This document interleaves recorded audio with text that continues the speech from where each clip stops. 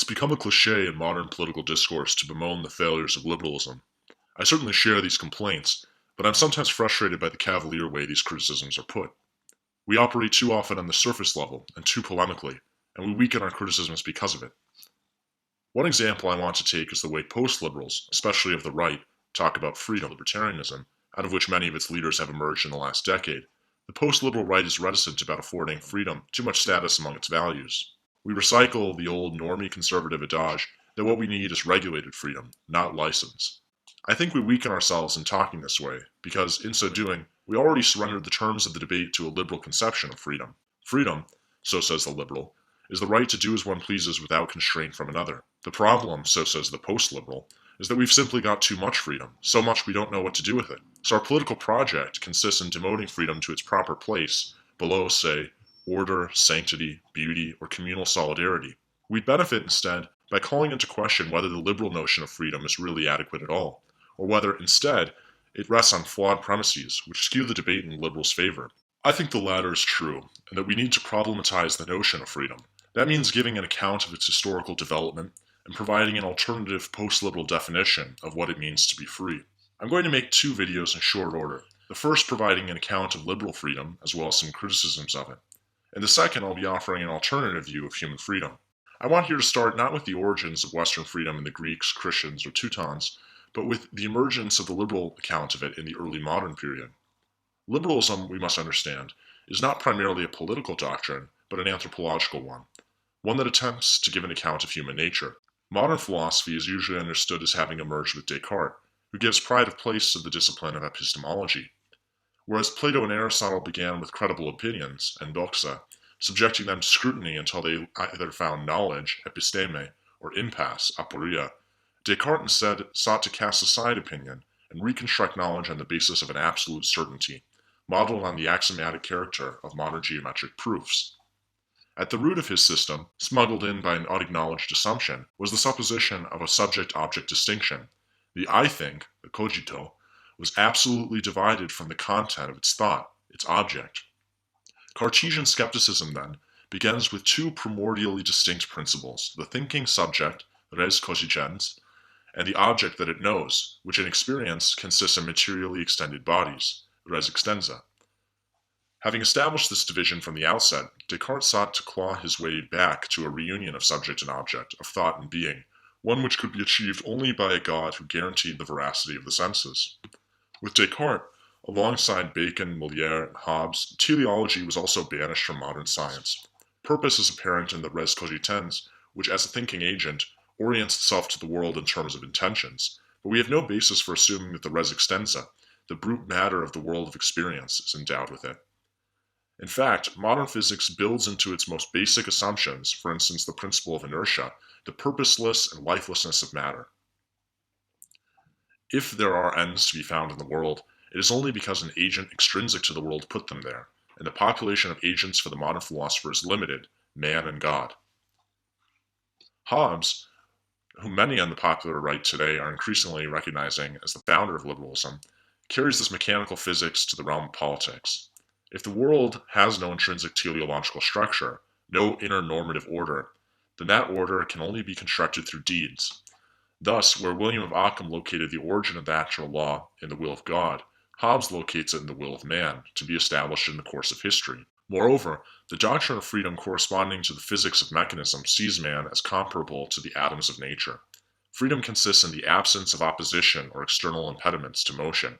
In the case of rational agents, that means the capacity to act, to choose, without constraint.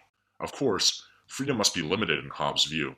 The exercise of freedom can only be reliably guaranteed in a civil condition, where each has sacrificed some portion of his freedom in a predictable way through submission to the sovereign, thereby securing himself against unpredictable violations of freedom.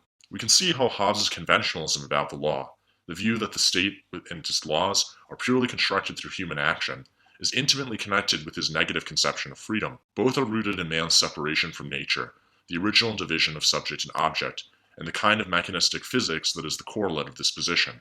Modern ideologies, by which I mean especially liberalism and revolutionary socialism, are premised upon this notion of freedom as open-ended choice, subject only to limited formal constraints, for instance, the mutual possibility of choice for all agents. This is most apparent in the million harm principle, that the only purpose for which power can be rightfully exercised over any member of a civilized community against his will is to prevent harm to others. Liberal freedom is avowedly non-teleological. The ends of human choice are left unspecified, up to the individual to decide for himself. It can only be limited on formal grounds, for instance, of securing maximal freedom for all. But we should note again that this follows ineluctably from the metaphysical and anthropological premises of modern thought, from which liberalism emerged. Man and nature are radically divided. The latter is utterly without intrinsic purpose. Since man has no real nature, since he is only a subject without inner content, a mere I think or cogito, and since the outer content to which he directs himself has no inner normativity, it is only mechanical matter, there is no normative ground for a critique of liberal freedom here. There are only a few places to go.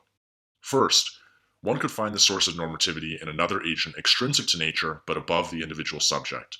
Believers turn to God as this source, but if the theist has accepted the metaphysics of modernity offered by Descartes and Hobbes, then that God does not look very much like the God of classical theism or Catholicism at all.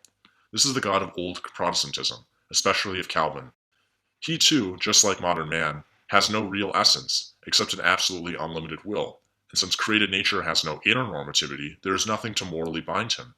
The modern God of Protestantism becomes utterly inscrutable, a deus absconditus, whose will is tyrannical and arbitrary, imposing demands upon man which are rationally unintelligible, because they are not rooted in reason but rather in will. This position tends towards fideism, the view that the doctrines of faith are unintelligible, even repugnant to reason. As Luther said, faith must trample underfoot all reason, sense, and understanding. Fideism cannot present arguments to persuade the liberal to accept the limitation of human freedom by divine law. This is because that law is not rationally intelligible. Our belief in it is not founded upon reason, otherwise the law would be accessible to us without revelation and would not depend upon God's will, but instead, our belief in it is founded upon a radical leap of faith. Fideism, as a position, is radically decisionistic. One must choose whether faith will triumph over reason. Only then, upon this existential decision, can the imputed teleology of nature be affirmed.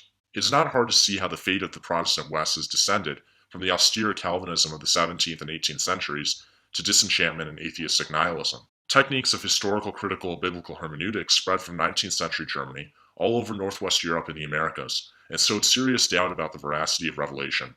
Modern faith, rooted as it was in an unreasoned decision, was brittle and shattered upon contact. The second avenue for liberal freedom is the course just criticized, which emerged from the liberal Protestant tradition. If the realm of nature has no inner normativity, if all matter is nothing but the brute material for human manipulation, and if God is dead after all, then nothing but human will can serve as the foundation of a moral and political order. Since the human will is not predetermined to any object in particular, but instead gives itself its own content and decision, then the only firm basis of normativity can be found in the formal and universal features of the will, and that is only choice itself, which we share with all others. Choice is exalted for its own sake, and the laws seek only the mutual compatibility of choices. This finds expression in some, in my view erroneous, interpretations of Kant, such as Robert Nodsik's libertarian philosophy. Obviously, it culminates in the social contract theory of the state, where political order is a settled compromise of self-interested, but sometimes other-regarding parties, seeking to further whatever ends they happen to desire. I think this is the background framework for our present political consensus, frayed as that political consensus may now be. Of course, this too runs into problems. For one thing, it leaves unspecified the source of the self-determination of the human will. If the norms are not for us to decide, what determines us to decide in this or that way? The classical problem faced by Descartes concerned how the res cogitans could possibly be sensibly affected by the order of nature, and the lurking tendency of Western thought since then has been to assert the absolute independence of the I, its utter indeterminacy and freedom. The self is defined in terms of its autonomy, and autonomy in terms of its self-determination, apart from nature. But of course, the desires and decisions of the subject are not simply arbitrary, not radically free in the sense of absolute spontaneity. They are influenced, if not by a nature constituting man's essence, then at least by the cultural and historical conditions of choice. Within the res cogitans rests man's thought, and so his concepts, which he has inherited from a historically embedded social practice. I should say here that modern philosophy is almost thoroughly nominalistic. Since the inner normativity of nature has been rejected, there are no cleavages in the world at which to cut and determine natural kinds. Therefore, the concepts we have do not match up with the world as it is in itself, but only with conventional standards we have created in the course of history. But if man's choices are constrained by a cultural background he has inherited, what becomes of his freedom as autonomy? He is not really choosing in an absolutely self-determining way. Instead, he is being determined from without, controlled by a source of which he is not even aware. The culture that supplies man with the basic vocabulary through which he articulates and exercises choice is then subjected to suspicion, since it controls man from without and imposes upon him standards and norms which are extrinsic to his will. True freedom, then, demands our total emancipation from these background conditions, the assertion of a radical freedom of authenticity. We must choose in a way that affirms our transcendence beyond all antecedent cultural conditions. Freedom becomes rebellion, an endless subjection of our most precious values to critique that reveals their problematic and oppressive nature. This is what the Catholic conservative thinker Patrick Deneen calls anti-culture. The autonomous subject is not only the anthropological premise of liberalism, but its normative goal. Since that subject does not exist in reality, it must be constructed. Culture, by which I mean the socially embedded self-understanding of man as he really historically exists, becomes the enemy of freedom. All the organic, natural, and given conditions that have hitherto made human life bearable must be reflected upon, until a truly free subject can stand above and apart from this culture. Our social practices, even our bodies, become nothing but the material for technological manipulation, in the service of the mad ideology of expressive individualism. Man becomes like an onion seeking its core. We peel away all the layers to find her true essence, and are shocked to see that there's nothing left. But now comes the third stage of liberal freedom, nihilism. We find that the liberal subject himself has been an abstraction all along, one which is constructed in a particular cultural and historical context to serve ends which were very parochial. Those ends and the project that emerged from them cannot stand up to scrutiny either. They too become problematized and discredited. If man has no essence at all, then surely he does not have the essence of a free, autonomous liberal chooser, a bourgeois citizen consumer. So even the very formal constraints of liberalism fall away. We are no longer bound to a natural law, no longer interested in seeking democratic consensus. Man becomes like the God of the Calvinists, an absolutely unconstrained will all of his own. The contemporary left is divided in a dialectic between these last two stages. Honest but deluded leftists purport to advance a moral ideal, a kind of humanist socialism defended by authors like G.A. Cohen. But they're increasingly mugged by reality, victims of naked self-interest and abuse by progressive identity politics. They bend over backwards to affirm a moral ideal of inclusiveness, the kind of ethical formalism characteristic of the second stage of liberal freedom, but they are brittle and powerless to resist a decline into nihilism and power-mongering. More to the point, they're utterly unable to answer the cause of the spiritual crisis of modernity, since that crisis rests in the original division of man and nature at the root of modern thought. The leftist ideal, for however much they critique neoliberal consumerism, is essentially itself consumeristic in the deepest sense. That which is not man, and is nature, is merely matter to be consumed, brute material for technological manipulation. Ad hoc forms of spiritualism, such as environmentalism and Gaia worship, fulfill the same role as the Calvinist God. Fideistic assertions of spiritual values antecedent to human choice, which don't stand up to basic scrutiny. Nietzsche realized this of the liberals of his own day. They accepted the death of God, but they didn't understand its radical consequences, so they conjured up forms of humanism as stopgaps to ignore the coming crisis. The right, for its part, has done little better. Right-wing liberals like Jordan Peterson or Ben Shapiro still affirm the conception of freedom which tends towards social atomization, even if they resist in unconvincing ways the consequences of that commitment. Shapiro, for all his bluster, can't really manage a coherent argument against transgender identity. I don't need to get into all the ways these types undercut the social and economic foundations of communal solidarity. But many on the right have pursued the dialectic of modern freedom still further into its final stage, of nihilism. They are, of course, active nihilists, as was Nietzsche, and assert that we must construct a new order of values, rather than passively accept the barren landscape left by the death of God. But how this is to be done, they can't really say. It's not a matter of outlining a political program. The problem is deeper, since it cuts to the ethical possibility of this project.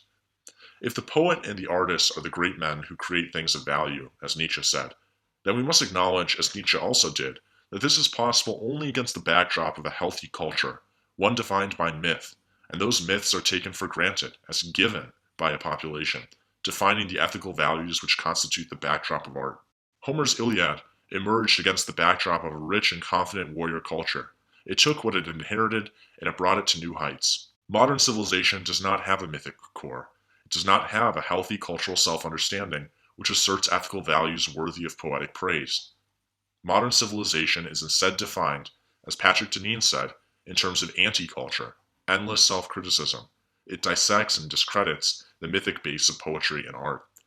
This is why modern literature emphasizes subjectivity and introspection, or social criticism. We don't live in the age of epic poetry. It's a fanciful delusion that leaders of the right can reassert myth by sheer act of will. To do so would be to speak in a dead language, unintelligible to the very people they are trying to lead.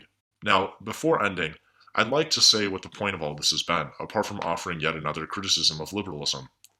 The point, really, is to demonstrate that the key political questions are not ones of will, not ones of choice, but deep intellectual problems. Liberals today are not just satanic. Their principles flow from underlying commitments deeply embedded in the Western intellectual tradition. Because those commitments constitute the premises of our political culture, liberalism in its modern form should be viewed as a natural development of those premises. There go we, but for the grace of God. Moreover, we can see how much of post-liberal politics is in fact continuous with liberalism, inheriting its underlying problematic premises, and in fact carrying forth the liberal project to its most radical conclusion, one that ends in pessimism and defeatism, even if as yet unacknowledged by the forces of the right. If the metaphysical underpinnings of liberalism are accepted, then the result is passive nihilism. We have inherited a spiritually desiccated culture, and we cannot resuscitate a life-affirming ethic with these materials. If the task we face is one of saving modern man from modern nihilism, then this is indeed hopeless, and no strength of will could bring it about, because it is the character of modern man to degenerate into nihilism. This is the dialectic brought about by modern philosophy, and we cannot avoid this conclusion within the paradigm it is set for us without a radical intellectual break or return to the classics. It is fortunate, then, that our task is not one of will, but of intellect. This dialectic began because of clear intellectual commitments which were made at the dawn of the modern West, commitments which, from their outset, should appear to us as wildly implausible. The radical separation of man from nature was not only unfortunate, but mistaken, and it can still be corrected. With that correction can emerge a new conception of man's place in the world, and therefore of human freedom too.